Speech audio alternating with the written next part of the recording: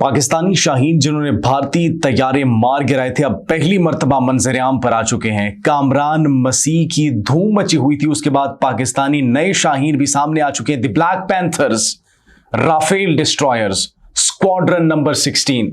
कौन है ये? इसके साथ साथ चीन एक ऐसी खतरनाक तरीन और सस्ती तरीन टेक्नोलॉजी बना ली है कि अगर वो पाकिस्तान आती है तो सिर्फ भारत के लिए मुसीबत खड़ी नहीं होगी, बल्कि अमेरिका के लिए भी एक बहुत बड़ी मुश्किल क्रिएट कर सकती है वो टेक्नोलॉजी। क्यों? क्योंकि एक तो वो सस्ती तरीन है, उसके अंदर आपको कोई उसको चलाने वाला नहीं चाहिए, ऑपरेट करने वाला नहीं चाहिए। उसकी रेंज की बात की जाए तो रेंज ऐसी है कि आप यकीन ही नहीं करेंगे। अगर उसके वजन की बात की जाए कि कितना वजन वो बारूदी मवाद लेकर जा सकती है, आप बिल्कुल यकीन नहीं करेंगे। आखिर कौन सी टेक्नोलॉजी है वो? नाज़रीन, पाकिस्तान ने जो स्ट्रैटेजी अपनाई थी भारत को शिकस्त देने के लिए, एबीसी स्ट्रैटेजी, ये एबीसी स्ट्रैटेजी क्या है जिसका चाइनीज मीडिया ने पूरी दुनिया के सामने पोल खोल दिया और इसको बेहतरीन हिकमत अमली तस्वुर किया जा रहा है। किस स्ट्रैटेजी के तहत, किस प्लानिंग के तहत पाकिस्तान ने काम किया और अपने मिशन को मंतकी अंजाम तक पहुंचाया।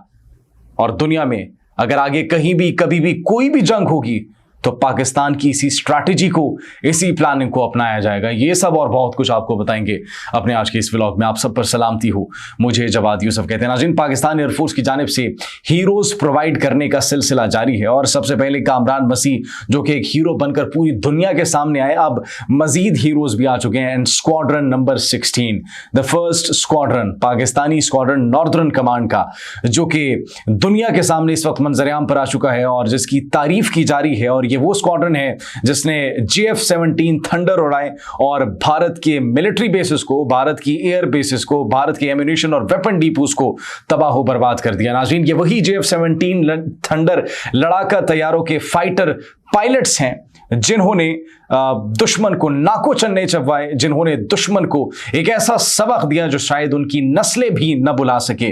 और नाज़रीन, ये वही फाइटर पायलट्स हैं जिन्होंने इस कौम का अज़्म, इस कौम का हौसला, इस कौम का मोराल बुलंद किया। उनके अपने मोराल कितने बुलंद होंगे, उनका अपना हौसला कितना हाई होगा और उनके हौसले से किस तरीके से भारत के अंदर खौफ की एक सूरत हाल क्रिएट हो गई। भारत जो है खौफनाक तरीन मनाजिर देखने पर मजबूर हो गया कि किस तरीके से आग के शोलों से उनकी एयर बेसिस जो है वो आसमान तक, फिजाओं तक वो आग के शोले बुलंद हो रहे हैं, वो काला धुआं फिजाओं में किस तरीके से बुलंद हो रहे हैं। तो ये तमाम तर वो नुकसानात थे, ये तमाम तर वो इनामात थे जो कि इन्हीं पायलट्स की जानिब से भारत को दिए गए। नाज़रीन, अगर इस स्क्वाड्रन की बात की जाए तो पाकिस्तान के अंदर एक्चुअली ये 5 कमांड्स हैं जिनके अंदर नॉर्दर्न एयर कमांड आती है, फिर सेंट्रल एयर कमांड आती है, सदर्न एयर कमांड आती है, एयर डिफेंस कमांड आती है और फिर एयर फोर्स स्ट्रेटेजिक कमांड आती है। इनके इलाकों की बात की जाए तो ये पेशावर, लाहौर, कराची, रावलपिंडी और इस्लामाबाद में रिस्पेक्टिवली पाई जाती हैं। And the first one is the Black panthers northern air command, जिसको तकरीबन 60 साल से जायद का अरसा हो चुका है और 60 साल से जायद का ये तजर्बा रखते हैं।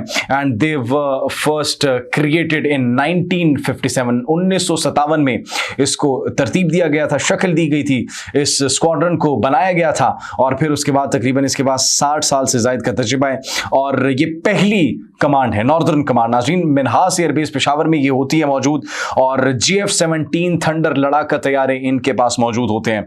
नाज़रीन, बात की जाए कि इन्होंने पहले ऑपरेशंस किए थे या नहीं, तो बिल्कुल किए थे।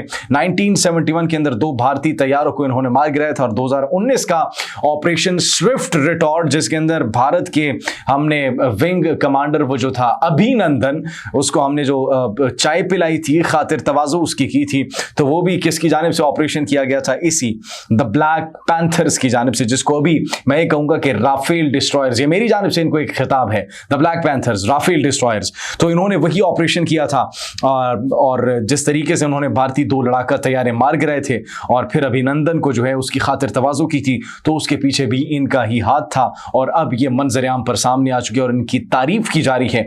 नाज़रीन, अब यहाँ पर एक और हमने आपको बताया कि वो स्ट्रैटेजी कौन सी थी जो कि अपनाएगी पाकिस्तान एयरफोर्स की जानिब से, and that was actually ABC strategy, ABC हिकमत अमली। अगर ABC की बात की जाए तो ये चाइनीज स्पेस न्यूज एजेंसी है, उनकी जानिब से पूरी दुनिया के सामने क्लेम किया गया कि this was the strategy that was used by Pakistani air force.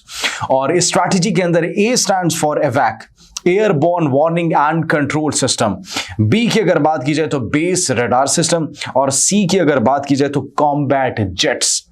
ए से लॉक होगा, वो जो हदफ था लॉक किया उसको, बी से लॉन्च हुआ और सी से गाइड किया गया।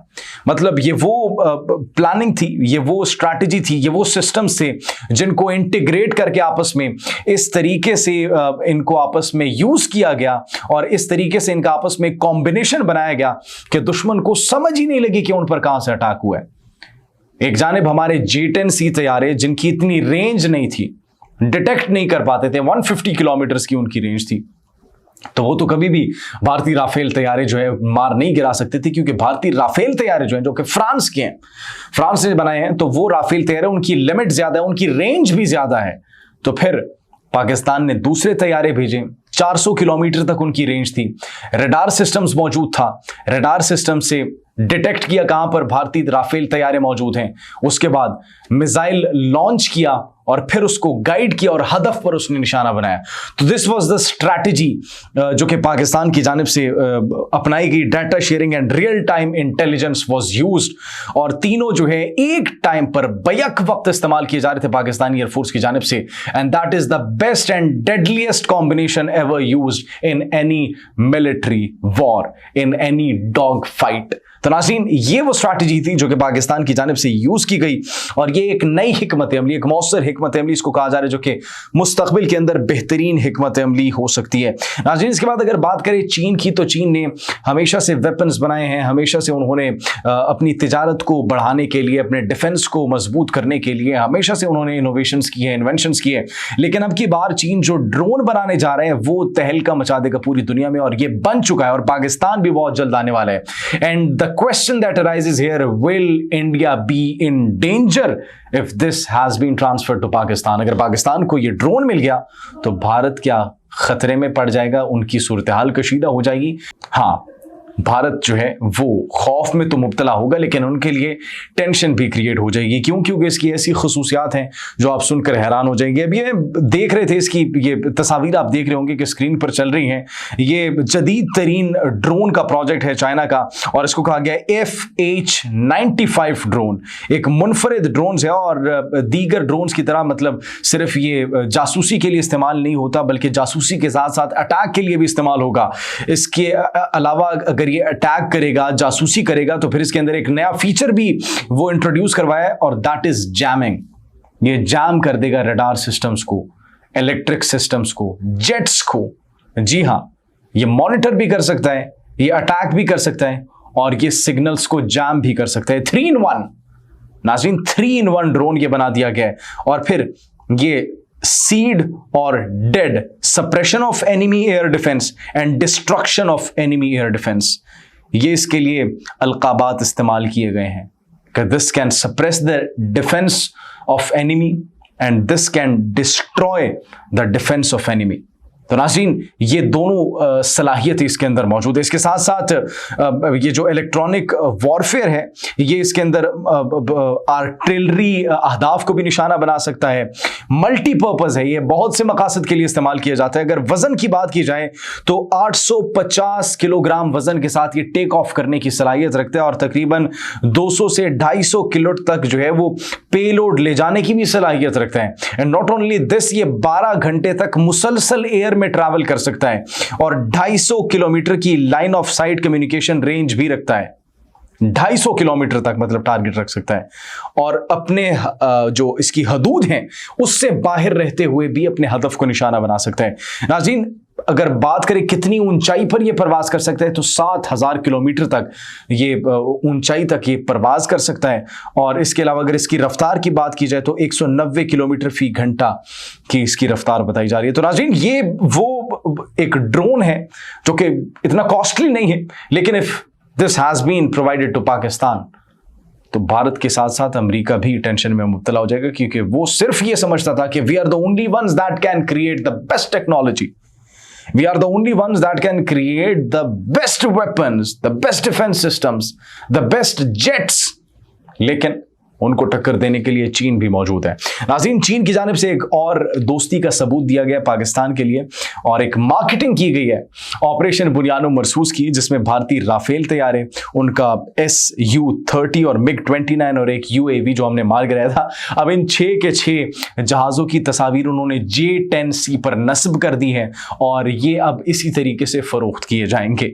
मतलब अब जितने भी J-10C बनेंगे उसमें भारतीय जो एक एजाज है, भारत को जो गोल्ड मेडल मिला है वो उसके ऊपर दर्ज होगा, उसकी तस्वीर इस पर बनी होंगी। और नाज़रीन, सिर्फ यही नहीं बल्कि पाकिस्तानी शाहीनों ने ये जो उनके लड़ाका तैयारे मार गिराए थे, उसके बाद पूरी दुनिया की नजरें पाकिस्तानी एयरफोर्स पर हैं, पाकिस्तानी फाइटर पायलट्स पर हैं और वो चाहते हैं कि वो तरबियती सेशंस करें, वो पाकिस्तान आकर इनके साथ ट्रेनिंग सेशंस करें, इनके साथ जो है वो बैठे, इनसे सीखें, स्ट्रैटेजीज इनसे सीखें, इनसे प्लानिंग सीखें, इनसे ऑपरेट किस तरीके से करना है वो सीखें और फिर डॉग फाइट के अंदर किस तरीके से सिचुएशन को कंट्रोल करना है, रिस्पॉन्ड किस तरीके से करना है, क्या स्ट्रैटेजी अपनानी है, क्या प्लानिंग होनी चाहिए और किस तरीके से दुश्मन को जो है मुंह तोड़ जवाब देना है।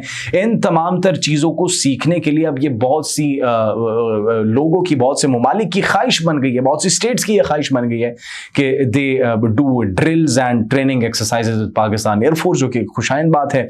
और इसके अंदर अगर सबसे टॉप पर बात कीजिए तो वो गल्फ कंट्रीज हैं। तो नाज़रीन, ये वो तमाम तर चीजें हैं जिन्होंने पाकिस्तान एयरफोर्स को बर्तरी दी भारत पर, और भारत जो है अभी तक तस्लीम नहीं कर रहा कि उनका एक भी लड़ाका तैयारा गिरा है या नहीं, जबकि पूरी दुनिया ये तस्लीम कर चुकी है। फ्रांस और अमेरिका भी इस बात को तस्लीम कर चुके हैं, तो लिहाजा वो कब तक भागेंगे। और अब तो उन्होंने खुद भी ये तस्लीम कर लिया कि ब्राह्मोस मिसाइल का जो डिपो है वो तबाह हुआ था। लिहाजा हमने आपको बताया था, हमने तो पहले व्लॉग में आपको बताया था कि भारत आहिस्ता आहिस्ता करके अपनी जो है जितनी भी गलतियां हैं, अपनी जितनी भी शिकस्तें हैं, अपनी जितनी भी नाकामियां हैं, उनका एतराफ करेगा। आप इस बारे में क्या सोचते हैं कमेंट सेक्शन में जरूर बताइएगा। अपना बहुत ख्याल रखिए। अल्लाह निगहबान।